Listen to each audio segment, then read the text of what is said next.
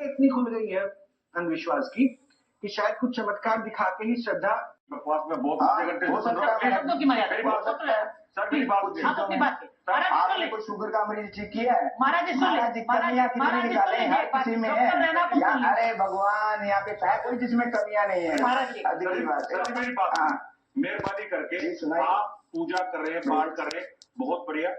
ये हमारा डोमेन नहीं है, बहुत अच्छा है। मैं आपके उसके लिए आपको मैं प्रणाम करता हूँ। लेकिन एक रिक्वेस्ट है, मेहरबानी करके जब आप इलाज करते हैं, आप कह रहे हैं कि मैं धागा लगाता हूँ, उससे मैं पाइल्स का ठीक करता हूँ, ट्रीटमेंट करता हूँ।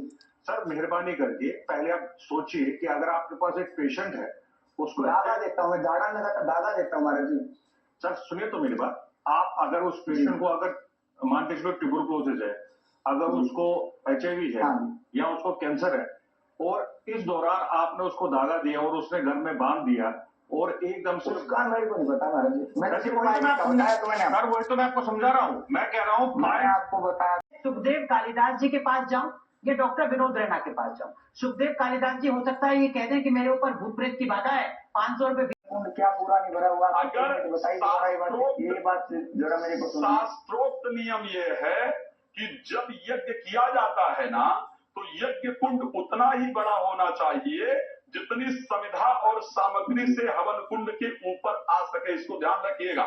नहीं अगर वो है तो यज्ञ मंत्र उठा करके पढ़िएगा, वहां पर इसका वर्णन है। ओके, ऊपर तक आज के महाराज रात्रि को ऊपर तक ही थी।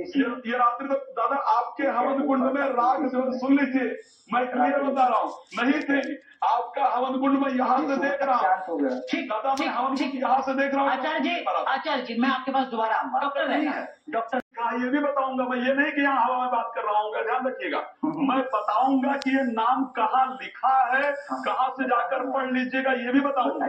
ठीक है, अब सुन लीजिए, दशांग धूप कहते कैसे हैं उसको, नाम को नोट कर लीजिए। जब आप बात कर रहे थे ना, आपका टीका देख करके, भेज देख करके मुझे अच्छा लगा था।